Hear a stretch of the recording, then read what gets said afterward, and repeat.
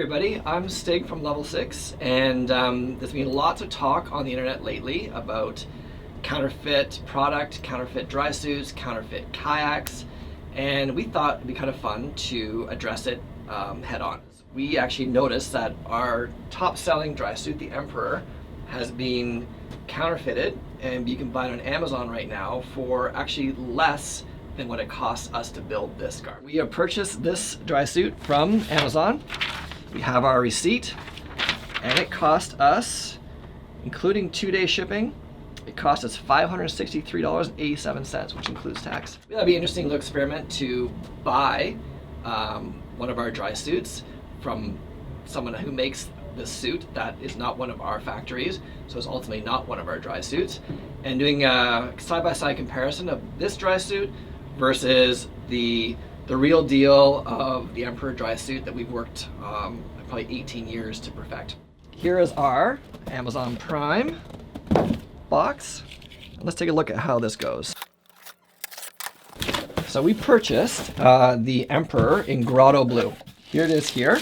Comes in a nice little bag that all of a sudden you realize that this is no longer a level 6 dry suit because it comes with a King Q-proof bag. And as well, something else that we would never do is add in a bunch of plastic packaging. So this says dry suit size large, color blue. Well, it's exactly what we ordered. So comes in a nice handy little carrying bag. Here is the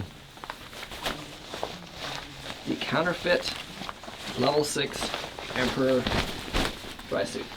So I'm going to try to break it down piece by piece. Something else fell out of here.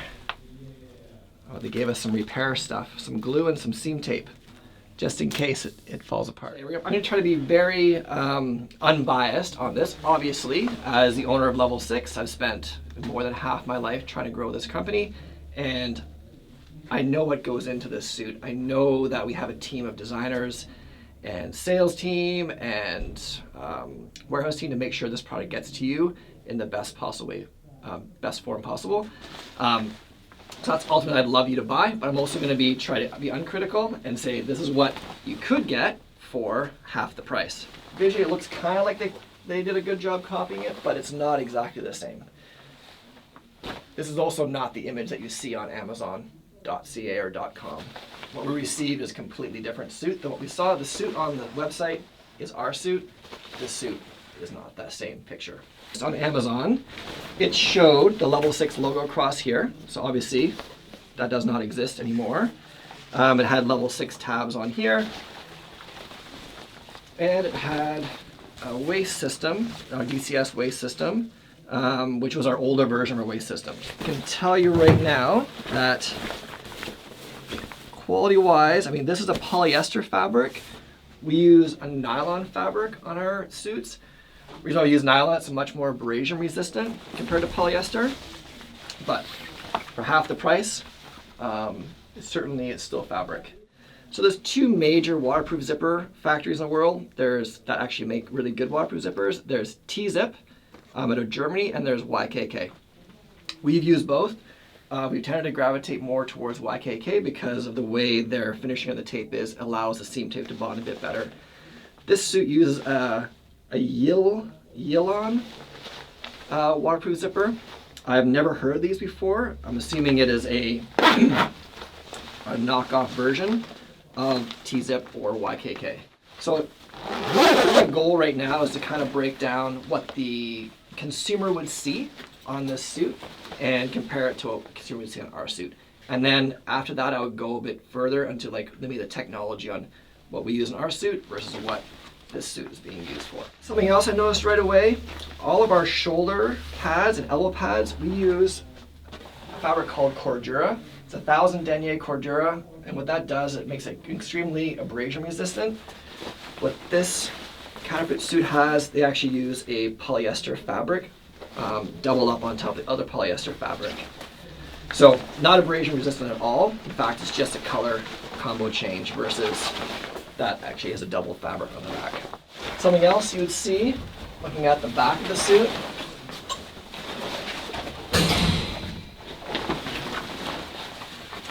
We have a protective flap here that also protects that zipper slider. I don't see that happening on this one here. So you have a steel zipper slider, which could get snagged on things and potentially break if it's being compressed by a kayak or something else in your shoulder. See, they've got same kind of pockets that we have on the front.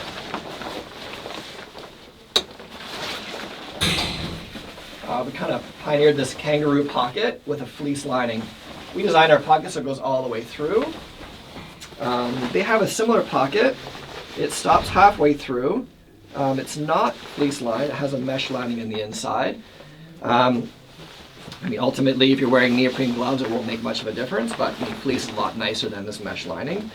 And not going all the way through seems a bit odd to me. We also have a chest pocket here. Yeah, we have a similar chest pocket, which goes all the way across here. And we have that same chest pocket here. Ours comes with a little whistle for emergencies. Not that's a deal breaker. Or not, but it is actually a nice little feature. I guess some of the most important things in a dry suit, obviously it has to be dry. So what makes a dry suit dry? Well, latex gaskets for sure make them dry. Again, there's 2 major latex factories in the world that produce, I would say, the top quality latex, and they're both out of the UK. This latex gasket does not look like it's from the UK. It actually looks like much thinner. I've never seen it before, but it's much thinner than what we would use in our latex suits. Same thing, where they eliminated the cordura on the elbows and shoulders, they also eliminated on the seat of the suit. Again, having that cordura panel on the back makes it much more abrasion resistant, much more durable for expedition kayaking. Here's a bit of a major difference which I haven't seen ever before in a kayak dry suit, is they actually have neoprene socks on a suit.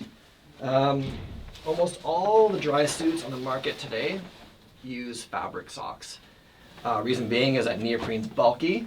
You can't get inside a shoe. So wearing this suit with these neoprene socks inside a protective hiking shoe or a water shoe, it'd be really hard to get that inside, where this here is much more comfortable. And the socks are breathable, whereas neoprene isn't breathable. Any kind of moisture or clamminess that builds up on the inside of your suit is going to collect down by your socks and your feet are going to feel wet. Another thing that's super important for kayakers, obviously, is a double tunnel. So if I bought this suit and I was going to go kayaking, you'd want to have a double tunnel. And the reason is double tunnel goes up the top here because your spray skirt tucks inside there and it creates a really nice seal. If you're designing garments and you're not a kayaker, well, unfortunately, you don't realize that. So this double tunnel is non-existent. So here we have a suit where the double tunnel is just 4 inches high. So if you were to use this suit and go kayaking, well, you couldn't, because the spray skirt wouldn't go up inside. So that'd be kind of a major disappointment, I think, if you purchased that, but otherwise, it would still work as a dry suit for hanging out in the back of a boat, but not actually for kayaking. That is kind of a summary of what I would say as what you see as a consumer. Now, I'd like to kind of go a bit deeper as a manufacturer, what we put into the suit, and kind of break it down by things I would say would make this suit not last the same length of time. Kind of see this suit here, it looks like the latex is actually really old. Like it almost feels like it's liquefying and sticking already. So here's a level 6 gasket, and we pre-dip all of our gaskets, so when you seam tape it, this pre-dipping actually is a heat weldable surface. So when you pull your gasket, the seam tape does not separate from the gasket. If you don't know that, and you actually just take the seam tape and you put it onto the gasket and you pull it like you put it on top of your head every time, you can actually see the seam tape separating from the gasket. So what that means is over 2 or 3 or 4 times of really strenuous putting on your head, this seam tape will separate from the gasket and then cause a leaking point. See if it did here as well. Yeah, so the same thing here on the wrists, the same idea. Just the gaskets aren't pre-dipped.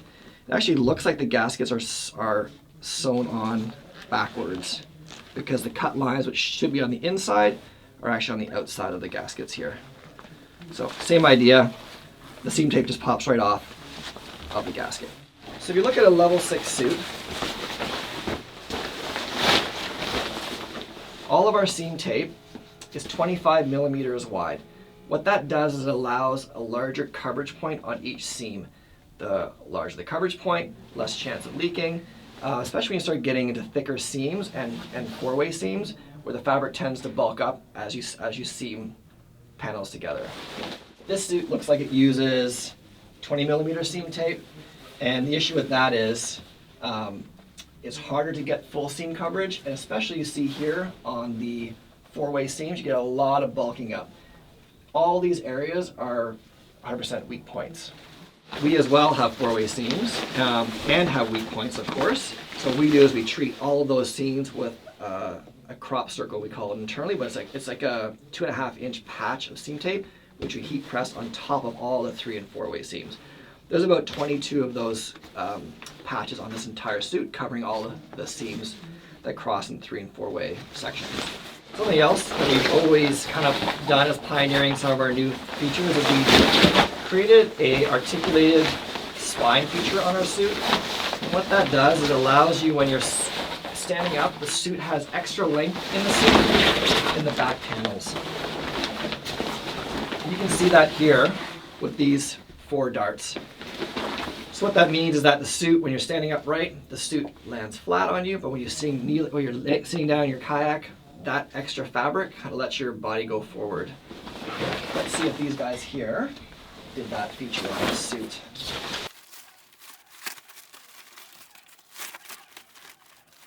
Yeah, they did not do that. They did not do that for 2 reasons. Reason number 1 is because there's no double tunnel in this suit, so not even ready for kayaking. And number 2, they didn't take that innovation into account when they patterned our suit via the internet. So far, I would say the suit, I have not been impressed with the quality. The gaskets are, I would say his gaskets will get you like a couple uses on the water. Seam tape, yeah, I've seen brands out there that have a 20 millimeter seam tape. It works. Does it last a long time? No. Is it the best out there? No. You don't see premium brands anymore doing that. When I say premium brands, I mean brands like NRS or Counterfeit or Immersion Research that, these are owner-operated brands that have a lot of passion towards the industry and passion towards the sport, so they want to make sure what they put onto the market is going to last. When you start talking about dry suits, there's that safety feature where, if this suit fails and you're wearing it and you're happening to be moving water, well, potentially you're putting your life at risk. So I would certainly think that you'd want to buy a garment, especially in the safety side of things, that eliminates that risk. There's some other little features here. I would say you can see on the seam tape here that we use on our gaskets, it's a black tape. It's called Melco. The idea with this is that the tape actually bends, and so when you're heating it, you can actually follow the curvature of the gasket. Here, they use regular seam tape to follow that curvature of the gasket.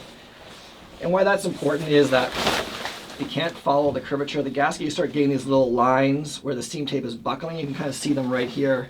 And every single one of those little lines is a leak point. Just the water wicks itself right through. So there's a bit of improper use of seam tape on this garment. Here you kind of see that whole bulk thing I was talking about with these socks. These neoprene socks, this has got to be a 3mm neoprene, which is, that's pretty thick, especially for socks. I don't think you could get this inside a shoe. It looks like they've seam taped every single seam, which means, in theory, it should be waterproof. Now, I'll be curious if we pressure test it in the back after this video, just to see how it does do. But I would say that with the level 6 suit, every suit that leaves our building has been fully pressure tested. We inflate them, we put them in a dunk tank for 15 minutes, flip them over, do the same thing in 15 minutes, and we watch for any type of air leakage. If there's leakage, then we fix the suit before it even leaves here. So not a lot of people can say they do that, even within our industry. Probably something that would concern people is that this is our old DCS waste system. Unfortunately, they've created it and they forgot to make it work. So we have these webbing straps which kind of lead to nowhere. So I guess you could pull like that if you wanted to, but it doesn't really do anything. So obviously they kind of missed the ball on that. So this suit will not be adjustable in the waist. Versus our suit, which has full adjustment system. And in fact, for 2021, all of our suits have our new DCS upgrade called the Stealth waistband system. So you can adjust both of them down to as tight as you want to keep you dry. So obviously maybe version 2 of this suit from Amazon might have that, but certainly right now that version that exists does not function properly. So yeah, I think that's a head-to-head comparison of kind of the features. For sure there's some lacking things. For sure it's half the price of ours. Is it half the quality? I would say it's probably less than half the quality. I would say that suit there is not worth the $560 that we spent. You could buy a 5-year-old used Emperor for that price and you'd be better off than that suit right there. There's been lots of talk about saving money, especially with all the lockdowns. Lots of talk about, can we get this direct from the manufacturer? I think you'll have to realize that, legitimate factories that produce garments for legitimate brands, they don't sell direct to consumer. They don't create off runs of, for example, the Emperor and then try to sell it on Alibaba or try to sell it on Amazon directly. They know that. They don't do that because they respect the relationship between the brands and the factory. So obviously this here company, which we did a bit of research on, and we found they sell like 50 different kinds of dry suits from all the different major brands around the world.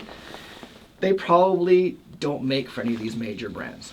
So if they don't make for any of these major brands, they probably don't know the technology that comes to produce one of these suits. And I think we kind of saw that today. Inferior latex gasket, a kayaking dry suit without a double tunnel, an adjustment system that doesn't work, neoprene socks that will not fit into any North American river boot, I would say questionable quality waterproof zipper, which, if you're coming down to pure safety, I would never trust my life with a waterproof zipper. That is not YKK or T-zip. If the zipper blows when you're swimming in class 1 whitewater and your suit fills with water, it's probably going to be your last day. So it's not worth taking that risk to save yourself $500 or $600.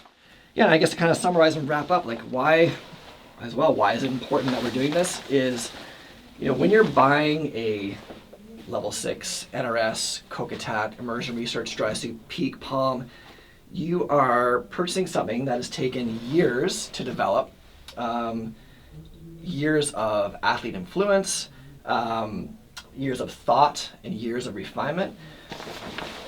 For sure, this suit could have taken the same amount of years, so I'm not suggesting that this has less thought process overall than this.